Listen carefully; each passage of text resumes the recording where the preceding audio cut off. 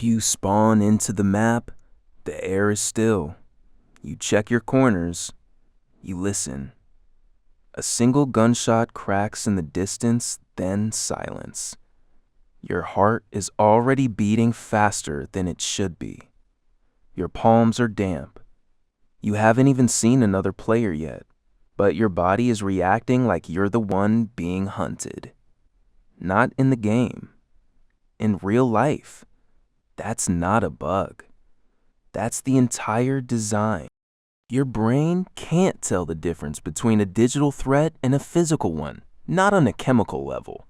When your virtual life is on the line and you have something to lose, your amygdala fires exactly the same way it would if you heard a twig snap behind you in a dark forest.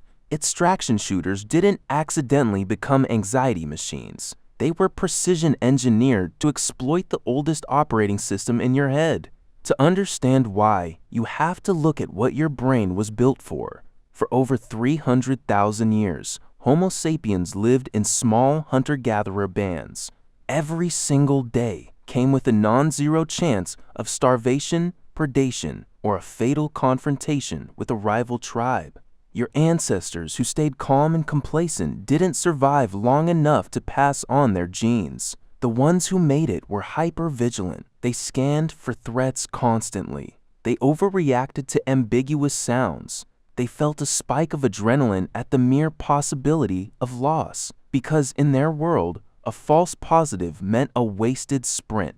A false negative meant death.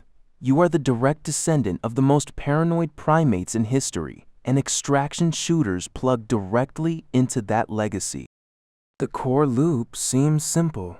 Go into a raid, find loot, fight enemies, reach an extraction point, leave.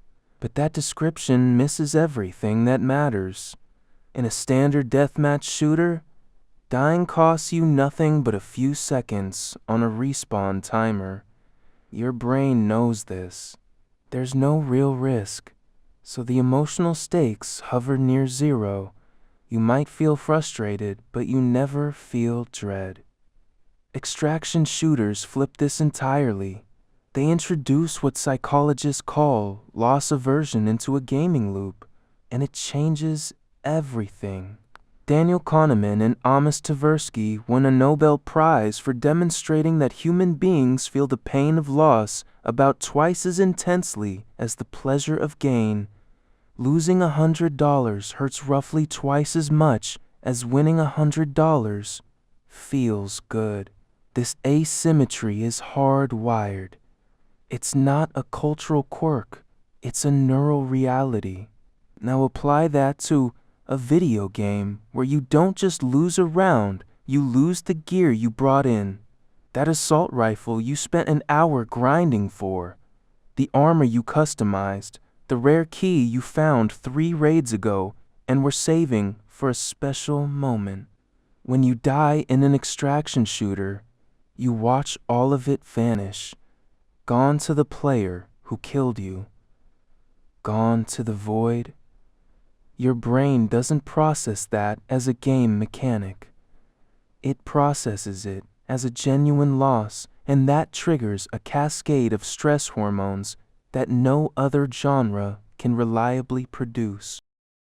This is where Dr. Ian Robertson's research on stress and performance becomes critical. Robertson describes a phenomenon called the Goldilocks zone of engagement. Too little stress, and your brain isn't aroused enough to focus. Your attention drifts. You play sloppy. Too much stress, and your prefrontal cortex, the part responsible for rational decision-making, essentially goes offline. Your thinking becomes rigid. You panic. The sweet spot is a moderate sustained level of noradrenaline, right where the curve of performance peaks. Extraction shooters are engineered to keep you in this zone for extended periods. The game doesn't constantly throw enemies at you like a battle royale shrinking circle. It gives you silence. Long stretches of it, and in that silence, your brain does the game designer's work for them. You think about what you're carrying.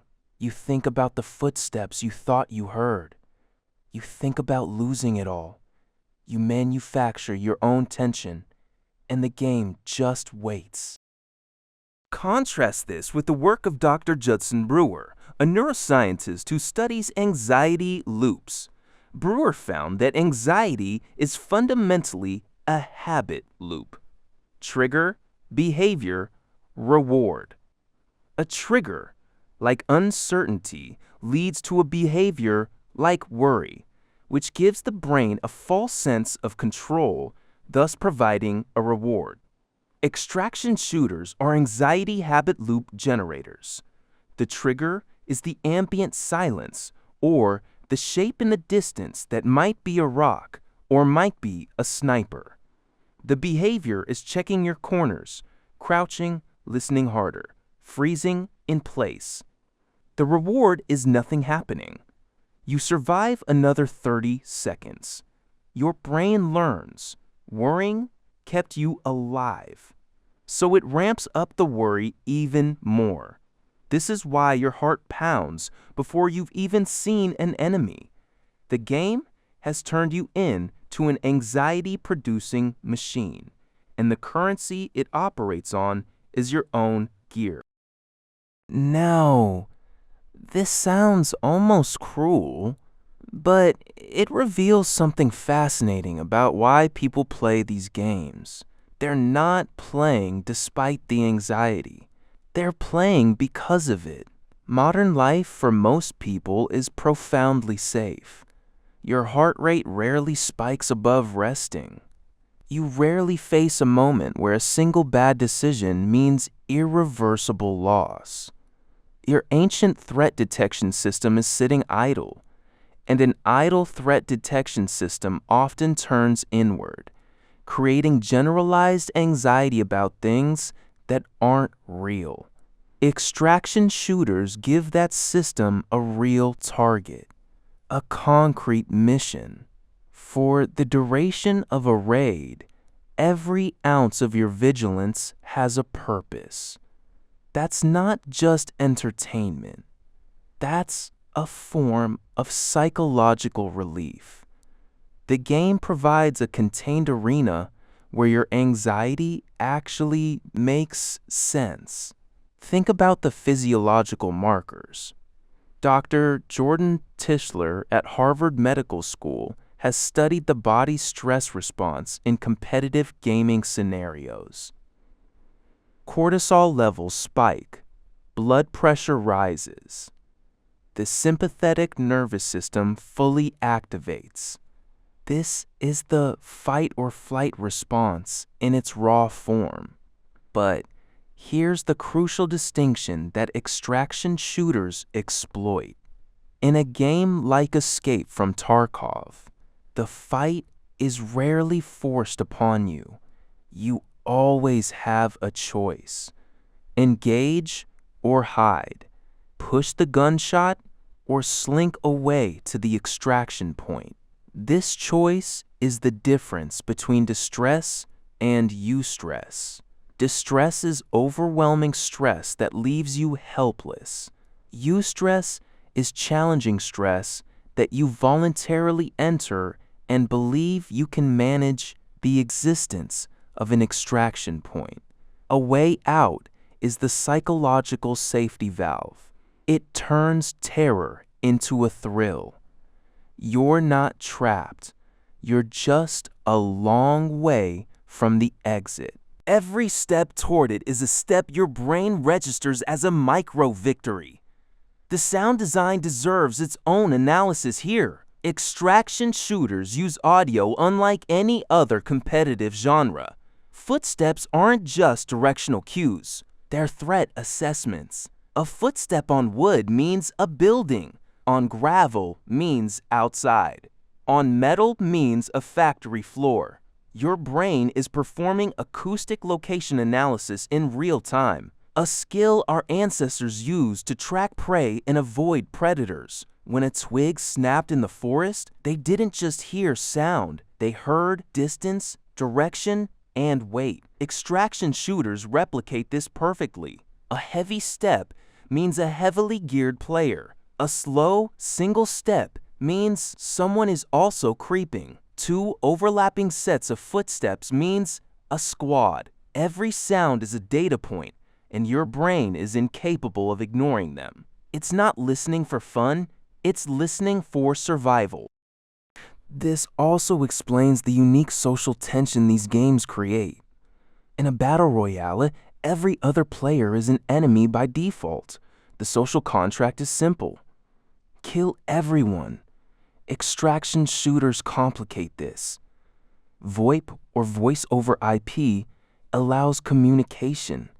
You can form temporary alliances. You can betray or be betrayed. Dr. David E. Wilson at Ohio State University has researched the psychological effects of betrayal in gaming. He found that virtual betrayal triggers the same neural pathways as real-world social rejection. The anterior cingulate cortex, the part of the brain that processes physical pain, also lights up when someone breaks a promise. In an extraction shooter, a player you teamed up with for 10 minutes can suddenly shoot you in the back for your loot. Your brain registers that as genuine social pain, mixed with the shock of physical threat.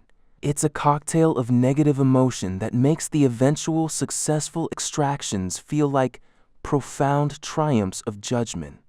You didn't just beat a game, you correctly navigated a dangerous social world, and you survived. The inventory system is the final piece of the anxiety puzzle. This isn't just a menu, it's a physicalized representation of your risk. Every slot you fill is a commitment. You are choosing what you're willing to lose. This triggers the endowment effect, another cognitive bias identified by Richard Thaler. Once you own something, even for a few minutes, you value it more highly than before you owned it. That bottle of water you found in a filing cabinet is no longer just a generic item. It's your water. That beat-up AK-47 with a wooden stock is your rifle. And the thought of someone else taking it from your corpse feels genuinely violating. The game has tricked you into forming emotional attachments to pixels, all to make the stakes feel unbearably real. So when you finally make it to the extraction point, something shifts. The timer counts down, the screen fades, and then your stash appears, with everything you just gathered safely inside. The relief isn't just satisfaction, it's a physical calm down from a state of heightened arousal. Your body has been bracing for loss for 40 minutes, and suddenly, the loss didn't happen. The parasympathetic nervous system kicks in, cortisol drops, dopamine surges. That feeling is more powerful than any victory screen a deathmatch game could ever provide. It's earned relief.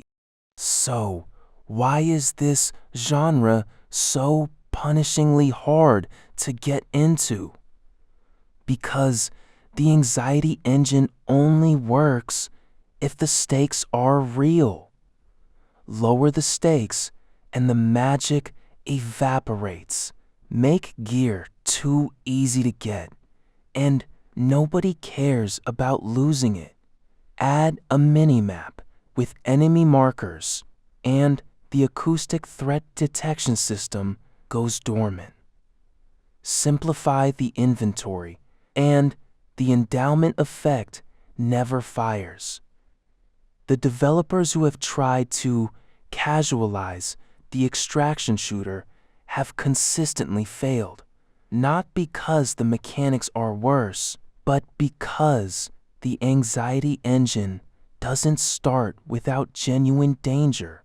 The niche is the point. The barrier to entry is a feature, not a flaw. Next time you drop into a raid, pay attention to what your body does before the first shot is fired. That tightness in your chest, that hyper-awareness of every little sound.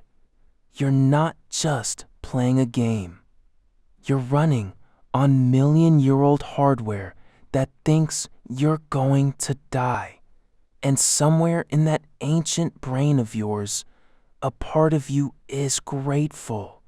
Because for the next 30 minutes, Every single instinct you have finally makes perfect sense. You spawn into the map. The air is still. You check your corners. You listen. Your heart is already beating faster than it should be. But this time, you know exactly why. And you're not going to fight it.